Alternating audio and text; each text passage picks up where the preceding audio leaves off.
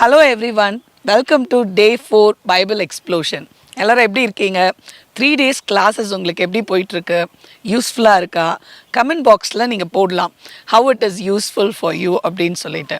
So இன்றைக்கி நம்மளுக்கு வந்து 4th டாபிக் உங்களுக்கு நல்லா தெரிஞ்சிருக்கும், சோசன் நேஷன். இல்லை பாருங்கள், நம்மளுடைய இஸ்ரவேல் தேசம் அழகாக உருவாயிடுச்சு, அவங்களுக்கு விடுதலை கிடச்சிருச்சு. இப்போ அவங்க ஒரு தேசமாக கானான் பாலும் தேனும் ஓடுகிற ஒரு தேசத்துக்குள்ளே வந்துட்டாங்க இவங்க. ஸோ இங்கே வந்ததுக்கப்புறம் என்ன நடக்குதுன்னு ஒரு 2 புக்ஸ் நம்ம கவர் பண்ண போகிறோம். இப்போ நியாயாதிபதிகள் புஸ்தகம், ரூத் புஸ்தகம். சரியா? நியாயாதிபதிகள் புஸ்தகத்தில் 17வது அதிகாரம் 6வது வசனம் இப்படியா சொல்லுது, அந்நாட்களில் இஸ்ரவேலிலே ராஜா இல்லை, அவனவன் தன் பார்வைக்கு சரி போனபடி செய்து வந்தான். ஸோ நியாயாதிபதிகள் புத்தகம் ஃபுல்லாகவே நீங்கள் பார்த்தீங்க அப்படின்னு சொன்னால், ஏன்னோ எல்லாரும் அவங்களுக்கு என்ன சரின்னு படுதோ அதை செய்ய ஆரம்பித்தாங்க. சரியா? ஸோ ஏன்னா அவங்களுக்கு கவர்மெண்ட் இல்லை, ஒரு கிங் இல்லை, அவங்களுக்கு ரூல்ஸ் அண்ட் ரெகுலேஷன்ஸ் இருக்க தான் செஞ்சது, ஆனால் அதெல்லாம் ஓரமாக கட்டி வச்சுட்டாங்க. ஸோ நீங்கள் பார்த்தீங்கன்னா நியாயாதிபதிகள் புஸ்தகம் 2வது அதிகாரம் 16லேருந்து 19 நீங்கள் எடுத்து வைத்து கொண்டீங்கன்னா நான் சொல்கிறது கரெக்டாக இருக்கான்னு சொல்லி பாருங்களேன். அதாவது ஒரு சைக்கிள் இருந்தது. எப்படி இருந்ததுன்னா, இஸ்ரவேல் மக்கள் வந்து பாவம் செய்வாங்க, ஆண்டவரோட கட்டளைகளை மறந்துடுவாங்க, அப்புறம் வந்து விக்கிரக ஆராதனைக்கு போயிடுவாங்க. இந்த கானான் தேசத்தில் நிறைய விக்கிரக ஆராதனைலாம் இருக்கும், அதுக்கு என்ன பண்ணிடுவாங்க, விக்கிரக ஆராதனை பண்ணிடுவாங்க அவங்க. அதுக்கப்புறம் நீங்கள் பார்த்தீங்க அப்படின்னு சொன்னால் ஆண்டவர் அவங்கள சிறையிருப்புக்கு கொடுப்பாங்க, கேப்டிவா. யாராவது பக்கத்தில் இருங்க அம்னோனியர்கள் மோவாபியர்கள் வந்து அவங்கள சிறை பிடிச்சிருவாங்க. அதுக்கப்புறம் இவங்க ஆண்டவரை நோக்கி கூப்பிடுவாங்க, ஆண்டவரே நாங்கள் தப்பு பண்ணிட்டோம், எங்களை மன்னிங்கன்னு சொல்லும் போது ஆண்டவர் இறங்குவார். உடனே ஒரு ஜட்ஜி எழுப்புவார். சரியா? ஒரு நியாயாதிபதி எழுப்புவார். சிம்சூன், தெபோரா, பாராக்கு, இவங்க எல்லாம் யாராவது ஒருத்தரை ஆண்டவர் எழுப்புவார். கிதியோன் எழுப்பி அவங்க என்ன பண்ணுவாங்க, இவங்களுக்காக வந்து போய் சண்டை போட்டு அவங்கள மீட்பாங்க. திருப்பி இவங்க என்ன பண்ணுவாங்கன்னா பாவத்தில் விழுந்துருவாங்க. ஸோ இந்த சைக்கிள் தான் அப்படியே போயிட்டு இருந்தது. ஸோ இந்த நியாயாதிபதிகள் புஸ்தகம் ஃபுல்லாகவுமே எத்தனை நியாயாதிபதிகள் இருக்காங்கன்னா, கிட்டத்தட்ட 15 நியாயாதிபதிகள், 14 சொல்லலாம். 15th நியாயாதிபதி வந்து சாமுவேல்.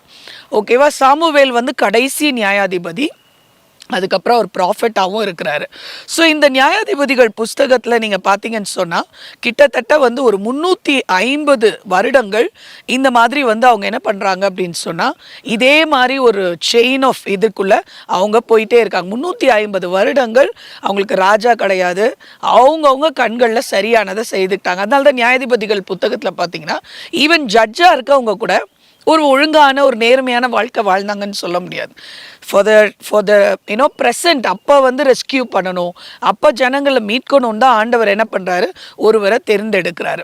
ஸோ இப்படி தான் நியாயாதிபதிகள் போயிட்டுருக்கு.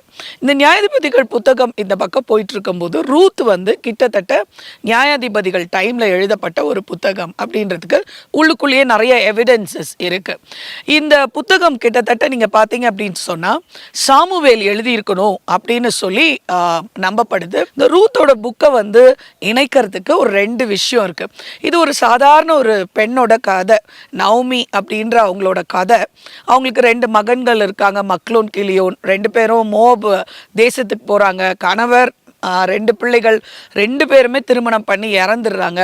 அதில் இந்த ஒரு மருமகள் ரூத் மட்டும் நவமியோட திரும்பி என்ன பண்ணுறாங்க, அவங்க வந்து எருசலேமுக்கு வராங்க, அவங்க பெத்லஹேமுக்கு வராங்க. அவங்க பெத்லஹேமுக்கு வரும்போது பார்த்தீங்க அப்படின்னு சொன்னால் ஒரு நல்ல ஒரு சாய்ஸ் பண்ணுறாங்க. என்னென்னா, உங்களுடைய தேவன் என்னுடைய தேவன், நீங்கள் என்னை போவானான்னு சொல்லுங்கள் அப்படின்னு சொல்கிறாங்க. ஒரு சிம்பிள் ஃபேமிலி, ஒரு நல்ல ஹார்ட், ஒரு நல்ல இருதயம் இருந்தது. நம்ம பார்க்குறோம் நியாயாதிபதிகள் புஸ்தகத்தில் அவங்களோட இஷ்டத்துக்கு பண்ணும்போது, இங்கே ஒரு குடும்பத்தில் அதுவும் ஒரு புறஜாதி பெண், ஒரு மோவாபிய பெண் ஒரு நல்ல சாய்ஸ் பண்ணுறா, ஆண்டவரை பிடித்து கொள்கிறா. ஆண்டவரை பிடித்து கொள்ளும்போது அவள் வாழ்க்கையை ஆண்டவர் எப்படி ஆசீர்வதிக்கிறாரு, ஆண்டவரோட பெரிய திட்டத்தில் எப்படி அவளுக்கு ஒரு பங்கு கொடுக்குறாரு அப்படின்றத நம்ம பார்க்குறோம். எப்படி அப்படின்னு சொன்னால், ரூத்தோட வாழ்க்கையில் அவள் உள்ளே வந்ததுக்கப்புறம் நவமி என்ன யோசிக்கிறாங்க, இவள் யங் விடோ, இவங்களை அப்படியே விட முடியாது, இவளுக்கு யாருக்காவது திருமணம் பண்ணணும்னு சொல்லி அந்த முறையில் இருக்கிற போவாஸ் கிட்ட அனுப்புகிறாங்க. சரி, இந்த போவாஸ் யார் அப்படின்னு சொன்னால் one of the kinsman redeemer. So இந்த ஒரு காரியத்தை நமக்கு காட்டுவதற்காக தான் இந்த ரூத் புத்தகமே எழுதியிருக்கு. கின்ஸ்மேன் ரெடிமர்னு நீங்கள் யாராவது இந்த ரூத் புத்தகத்தில் ஏற்கனவே படிச்சிருக்கீங்களா? அப்படி யாராவது படிச்சிருந்தீங்கன்னா எனக்கு கமெண்ட் பாக்ஸில் போடுங்க. நீங்கள் யோசிக்கலாம் கின்ஸ்மேன் ரெடிமர்னா யார் அப்படின்னு சொல்லிட்டு. பாருங்கள், இந்த நவமி வந்து அவங்க ஊரை விட்டு பல வருஷமாக போயிடுறாங்க. இப்போ உங்கள் நிலத்தை வந்து கவர்மெண்ட்டை எடுத்துக்குது. ஸோ இப்போ என்ன அப்படின்னு சொன்னால் இவங்க திரும்பி வந்து அதை கிளைம் பண்ணுறாங்க, என்னோட இடத்த எனக்கு திருப்பி கொடுங்க அப்படின்னு சொல்லி. ஸோ ஒரு கின்ஸ்மேன் ரெடிமர் யாருன்னா இவங்களோட உறவில் இருக்கிற ஒரு முறையான ஒருவர் வந்து இவங்க நிலத்தையும் திருப்பி எடுத்து அதற்கான பேமெண்ட்டையும் பண்ணி அதுக்கப்புறம் அவர்களுக்குள்ள உறவினர்களையும் அவர்கள் மீட்டெடுத்து நான் பொறுப்பெடுத்து பார்த்துக்கிறேன் அப்படின்றவங்க பேர் தான் கின்ஸ்மேன் ரெடிமர். ஸோ நவமிக்கு அப்படி 2 உறவினர்கள் இருந்தாங்க. அப்போ தான் அந்த நியாயாதிபதிகள்லாம் கூப்பிட்டு ஒரு பஞ்சாயத்து மாதிரி நடக்கும்போது அந்த முதல் நபர் என்ன சொல்றாரு, நான் வந்து இதற்கு உடன்படலை அப்படின்னு சொல்றாரு. ஆனா போவாஸ் வந்து வாஸ் வில்லிங் டு ஹெல்ப். பாருங்க, ஒரு கின்ஸ்மேன் ரெடிமரா ஒருத்தர் வரணும்னா ஒரு மீட்டை எடுக்கிற ஒரு தேவை இருக்கணும். அப்புறம் அந்த மீட்டை எடுக்கிற நபர் வந்து வில்லிங்கா இருக்கணும். அதுக்கப்புறம் ரிலேட்டடா இருக்கணும். அதுக்கப்புறம் நீங்க பாத்தீங்கன்னா ஒரு பேமெண்ட் பண்ணணும். அப்புறம் மீட் எடுத்தவர்களை அவங்க அக்செப்ட் பண்ணிக்கணும். இதுதான் நீடு. ஸோ அந்த முதல் கின்ஸ்மேன் ரெடிமர் நான் வந்து விருப்பம் இல்லை, ஏன்னா எடுத்தா அவங்க வந்து ரூத்தையும் திருமணம் பண்ணணுன்றனால எனக்கு வேண்டாம் அப்படின்னு சொல்லிட்டாங்க. ஆனா போவாஸ் பாத்தீங்க அப்படின்னு சொன்னா அவர் வந்து ஐ எம் வில்லிங் அப்படின்னு சொல்றாரு. So he becomes the kinsman redeemer. இல்லை, நவமியோட சொத்துக்களையும் திரும்பி எடுத்து ரூத்தையும் திருமணம் பண்ணிக்கொள்ள அவங்க முன்வராங்க. அதற்கான கிரயத்தை பேமெண்ட்டை வந்து அவர் செலுத்துறார். ஸோ இந்த கின்ஸ்மேன் ரெடீமராக தான் இயேசு கிறிஸ்து பார்க்கப்படுகிறார். இல்லை, நம்ம பாவத்தில் இருக்கோம். ஸோ பாவத்திலேருந்து நம்மளை மீட்டெடுக்க முடியாது. ஸோ மீட்டெடுக்க தகுதி உள்ளவர் நம்ம உறவுக்காரர். யார்? நம்மளோட சிருஷ்டிகர், நம்மளோட தகப்பன் அவர். ஸோ அவர் தன்னோட சொந்த குமாரனை கொடுத்து ஒரு கிரயத்தை செலுத்தி நம்மளை மீட்டெடுக்கிறது தான் கின்ஸ்மேன் ரெடிமர். இந்த ஒரு கான்செப்டை காமிக்கணும் அப்படின்றதுக்காகவே இந்த ரூத்தோட புக்கு இணைக்கப்பட்டிருக்கு. போய் பாருங்கள், இது ஒரு குட்டி புக்கு, நீங்கள் ஈஸியாக வாசித்துடலாம். ரெண்டாவது இதில் இன்ட்ரெஸ்டிங் ஃபேக்ட் என்ன அப்படின்னு சொன்னால், ரூத் போவாஸ்க்கு திருமணம் ஆகுது, அவங்களுக்கு குழந்தை பிறக்குது.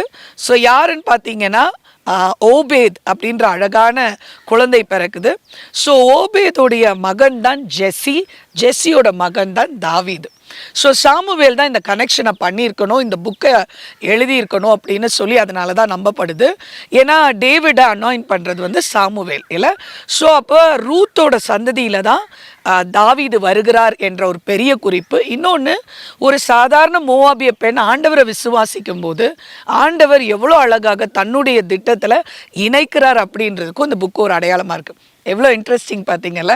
ஸோ நம்ம ஆண்டவர் மேலே நம்பிக்கை வச்சுட்டா நம்ம வாழ்க்கையும் ஆசீர்வதிக்கிறாரு. அவரோட கிராண்டர் பிளானில் நமக்கு ஒரு பெரிய ரோலை கொடுத்துட்றாரு. சரியா? So let's go into groups and let's discuss about this anarchy period.